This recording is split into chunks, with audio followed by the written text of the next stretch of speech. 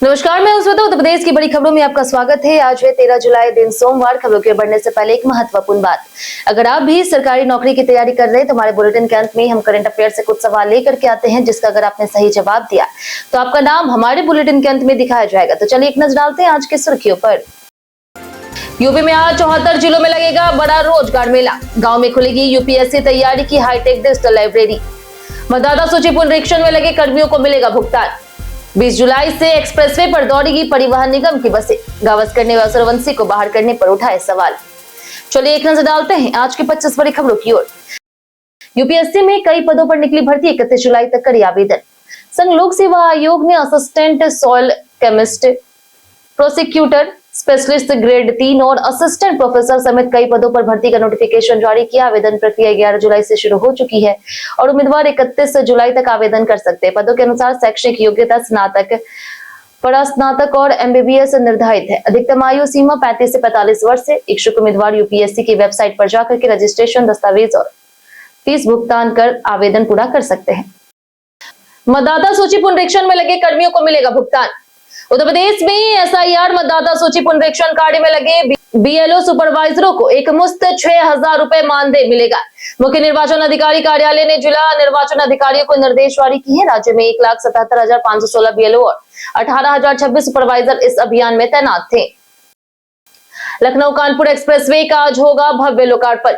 Lucknow Kanpur expressway का लोकार्पण सोमवार यानी कि आज रक्षा मंत्री राजनाथ सिंह करेंगे। कार्यक्रम में केंद्रीय मंत्री नितिन गडकरी और मुख्यमंत्री योगी आदित्यनाथ भी शामिल हो सकते हैं। लोकार्पण के बाद एक्सप्रेसवे पर वाहनों का संचालन शुरू होगा। रक्षा मंत्री सैनिक स्कूल में जनसभा और फ्लाईओवर शिलान्यास भी करेंगे। लोक निर्माण विभाग में 12 इंजीनियरों को मिली पदोन्नति। हाईकोर्ट इलाहाबाद के आदेश के बाद लोक निर्माण विभाग ने 12 इंजीनियरों को पदोन्नति दी है। 4 अधिशासी अभियंताओं को नोशनल प्रमोशन मिला, जबकि 8 सहायक अभियंताओं को अधिशासी अभियंता पद पर नियमित पदोन्नति दी गई है। यह कार्रवाई न्यायालय के निर्देशों के तहत हुई। 11,000 से ज्यादा छात्रों को मिलेगी मेडिकल डिग्रियां। अटल बिहारी वाजपेयी मेडिकल यूनिवर्सिटी का दूसरा दीक्षांत समारोह 15 जुलाई को होगा। राज्यपाल आनंदीबेन पटेल 11,053 विद्यार्थियों को डिग्री प्रदान करेगी। समारोह में 55,000 मेधावियों को गोल्ड और सिल्वर मेडल मिलेंगे। इस बार छात्राओं का दबदबा रहेगा, जिनकी भागीदारी 69% है। आयुष्मान योजना पैच। आयुष्मान योजना में लापरवाही पर 48 अस्पताल होंगे निलंबित। आयुष्मान योजना में गड़बड़ी पर 6 महीनों में 200 अस्पतालों पर 1.16 करोड़ रुपए जुर्माना लगाया गया, जिसमें 60 लाख वसूले गए। 48 अस्पतालों को निलंबित करने की तैयारी है। वहीं 800 एनएबीएच अस्पतालों को गुणवत्ता सुधार और डिजिटल मानकों के लिए प्रशिक्षित किया जा रहा। स्वच्छ जल, हरियाली और संरक्षण में यूपी बना नया मॉडल। यूपी सरकार के 9 वर्षों में उत्तर प्रदेश ने पर्यावरण संरक्षण के क्षेत्र में कई बड़े कदम उठाए। जल जीवन मिशन, नदियों का पुनर्जीवन, 240 करोड़ पौधारोपण, अमृत सरोवर, वन्य जीव संरक्षण और हरित ऊर्जा योजनाओं से राज्य में जल, जंगल और पर्यावरण सुधार को नई दिशा मिली। यूपी एसएसएससी अनुदेशक भर्ती के इंटरव्यू शेड्यूल हुआ जारी। उत्तर प्रदेश अधीनस्थ सेवा चयन आयोग ने अनुदेशक पदों की भर्ती के लिए साक्षात्कार कार्यक्रम जारी कर दिए। ब्रिज मेकिंग, सिविंग टेक्नोलॉजी, मैकेनिक, प्लम्बर और फैशन टेक्नोलॉजी पदों के अभ्यर्थियों को 15 से 18 जुलाई तक इंटरव्यू के लिए बुलाया गया है। गांव में खुलेगी यूपीएससी तैयारी की hi tech digital library. Uttar Pradesh के गांव में प्रतियोगी परीक्षाओं की तैयारी के लिए हाईटेक डिजिटल लाइब्रेरी विकसित की जा रही। पहले चरण में 32 जिलों की 11,350 ग्राम पंचायतों में लाइब्रेरी तैयार हुई, जहां छात्रों को ई बुक्स, वीडियो लेक्चर और 20,000 से अधिक डिजिटल सामग्री निःशुल्क मिलेगी। यूपी में 2,28,000 पशुओं का होगा बीमा। उत्तर प्रदेश सरकार ने मुख्यमंत्री जोखिम प्रबंधन और पशुधन बीमा योजना को मंजूरी दे दी। इसके तहत 2,28,000 से अधिक पशुओं का बीमा होगा। 60 करोड़ रुपए के बजट वाली योजना में सरकार 85% प्रीमियम देगी। पशु मृत्यु या फिर स्थायी विकलांगता पर आर्थिक सहायता मिलेगी।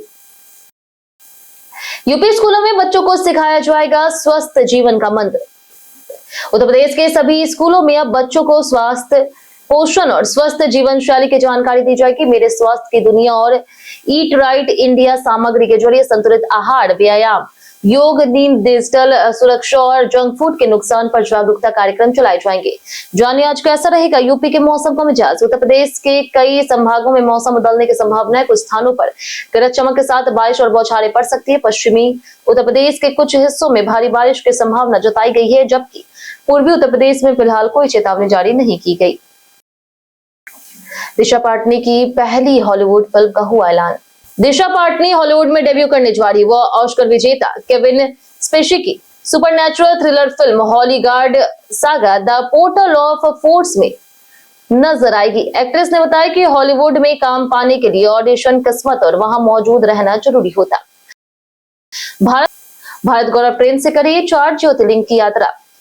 IRCTC 31 जुलाई से 11 अगस्त तक भारत गौरव पर्यटक ट्रेन से दक्षिण भारत और 4 ज्योतिर्लिंग की यात्रा कराएगा। EMI सुविधा उपलब्ध होगी। यात्रा में महाकाल, ओंकारेश्वर, नागेश्वर, सोमनाथ, द्वारकाधीश, द्वारिका और स्टैच्यू ऑफ यूनिटी शामिल है। स्लीपर पैकेज 23,560 रुपए से शुरू होगा। 15 जुलाई को शासन को सौंपेगी SIT रिपोर्ट। अयोध्या राम मंदिर चढ़ावा चोरी मामले में SIT 15 जुलाई को शासन को अंतिम रिपोर्ट सौंपेगी। जांच दल सोमवार यानी कि आज अयोध्या जाकर के जांच पूरी करेगा। रिपोर्ट में चोरी रोकने के लिए AI आधारित निगरानी तंत्र और मंदिर प्रबंधन में टेक्निक के इस्तेमाल के सुझाव शामिल हो सकते। दस्तावेज सत्यापन नहीं कराया तो रद्द होगी सीट।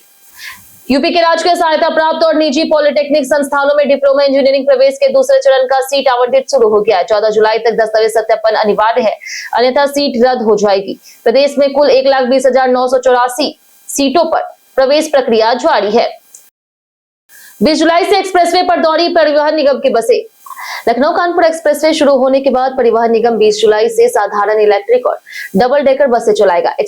एक्सप्रेसवे मार्ग पर टोल के कारण 137 रुपए से बढ़कर के करीब 150 रुपए हो सकता है। 13 जुलाई के बाद रूट सर्वे और समय सारणी तय की जाएगी। यूपी के इन जिलों में 30% कम हुए ATM। उत्तर प्रदेश के पिछड़े आकांक्षी जिलों में 2 वर्षों में ATM की संख्या करीब 30% घट गई है। मार्च 2024 में प्रति लाख आबादी पर 6.74 ATM थे, जो 2026 में 4.74 रह गए हैं। वहीं डेबिट कार्ड की संख्या बढ़कर 43,985 प्रति लाख हो गई है। यूपी में आज 74 जिलों में लगेगा बड़ा रोजगार मेला। विश्व युवा कौशल दिवस पर यूपी कौशल विकास मिशन 13 और 14 जुलाई को 74 जिलों में रोजगार मेले आयोजित करेगी। प्रशिक्षित युवाओं, जीरो पॉवर्टी अभियान से जुड़े युवाओं और दिव्यांगजनों को प्राथमिकता मिलेगी। QR कोड से पंजीकरण होगा और चयनित युवाओं की रिपोर्ट मुख्यालय भेजी जाएगी। यूपी स्कूलों में 3.53 लाख रसोइयों की होगी नियुक्ति। उत्तर प्रदेश के परिषदीय विद्यालयों में PM पोषण योजना के तहत 2026-27 के लिए 3,53,536 रसोइयों का चयन होगा। विद्यार्थियों की संख्या के आधार पर रसोइयों की नियुक्ति की जाएगी। PSA को 15 दिनों में प्रक्रिया पूरी कर रिपोर्ट भेजने के निर्देश दिए गए।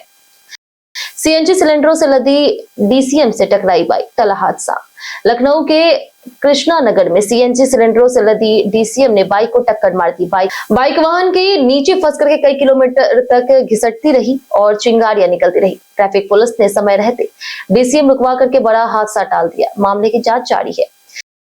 गावस्कर ने वैभव सूर्यवंशी को बाहर करने पर उठाए सवाल। IPL star Vaibhav Suryavanshi England के खिलाफ T20 सीरीज में प्रभाव नहीं छोड़ सकी और 3 मैचों में 46 रन बनाए। 5वें मैच से बाहर करने के फैसले पर सुनील गावस्कर ने नाराजगी जताई। इंग्लैंड ने भारत को हरा करके सीरीज 4-0 से जीत दर्ज की।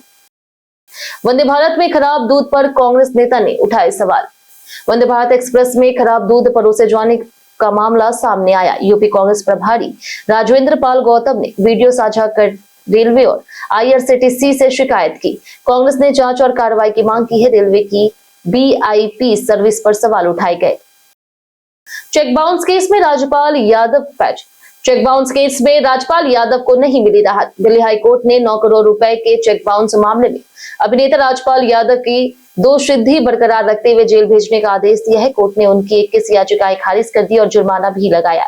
पत्नी राधा यादव पर भी जुर्माना लगाया गया। कई कारणों से दर्ज भारत के इतिहास में आज की तारीख 1892 में शास्त्रीय गायिका केसरबाई केरकर, 1932 में अभिनेत्री बीना राय, 1941 में लेखिका सुनीता जैन और 1947 में नर्तक अस्ताद देबू का जन्म हुआ। 1995 में उपन्यासकार आशा पूर्णा का निधन हुआ। 2021 में क्रिकेटर और 2083 में विश्व कप विजेता टीम के सदस्य यशपाल शर्मा का निधन हुआ। 2021 में क्रिकेटर और 1983 विश्व कप विजेता टीम के सदस्य यशपाल शर्मा का निधन हुआ। हम प्रतिदिन आपसे 5 ऐसे जरूरी सवाल उसका जवाब बताएंगे जो कि यूपीपीएससी जैसे अन्य प्रतियोगी परीक्षाओं में काम आएंगे। सवाल इतिहास, यूपी स्पेशल, विज्ञान, करंट अफेयर्स और भूगोल से रहेंगे। पूछे गए 5 सवाल में आपने कितना सही जवाब दिया हमें कमेंट करके जरूर बताएं। तो हमारा पहला सवाल है चावल की खेती के प्रथम साक्ष्य कहां से प्राप्त हुए? ऑप्शन ए गंगा घाटी, ऑप्शन बी यमुना घाटी, ऑप्शन सी है बेलन घाटी या फिर ऑप्शन डी हिमालय की घाटी। इसका सही जवाब है ऑप्शन सी बेलन घाटी। हमारा दूसरा सवाल, उत्तर प्रदेश राज्य में हिंदी के अलावा और कौन सी भाषा बोली जाती है? ऑप्शन ए है पंजाबी, ऑप्शन बी है उर्दू, ऑप्शन सी है बांग्ला, ऑप्शन डी उपयुक्त सभी। इसका सही जवाब है ऑप्शन डी उपयुक्त सभी। हमारा तीसरा सवाल, किस वंश का संबंध मगध साम्राज्य से नहीं है? ऑप्शन ए हर्यक वंश, ऑप्शन बी है शिशुनाग वंश, ऑप्शन सी है चोल वंश, ऑप्शन डी है नंद वंश। इसका सही जवाब है ऑप्शन सी चोल वंश। हमारा चौथा सवाल, इनमें से बिरबल का संबंध किस स्थान से है? Option A Agra, option B Mathura, option C Bareilly, option D Kalpi. इसका सही जवाब है ऑप्शन डी कालपी। हमारा आखिरी सवाल है, उत्तर प्रदेश राज्य की पुलिस महानिदेशालय कहां पर स्थित है? Option A Meerut, option B Agra, option C Lucknow, option D Kanpur. इसका सही जवाब है ऑप्शन सी लखनऊ। इसी के साथ बढ़ते हैं आज के सवाल की। आज का सवाल है, आप कौन सी कंपनी का सिम इस्तेमाल करते हैं? आप अपना जवाब हमें हमारे कमेंट सेक्शन में लिखकर जरूर बताएं। आज के लिए इतना ही। उत्तर प्रदेश की तमाम खबरों के साथ बने रहने के लिए देखते रहे डेली यूपी, और साथ ही अगर आप यूट्यूब चैनल पर देखें चैनल को सब्सक्राइब कर दें, अगर आप फेसबुक पेज पर देख रहे हैं तो लाइक और फॉलो जरूर करें।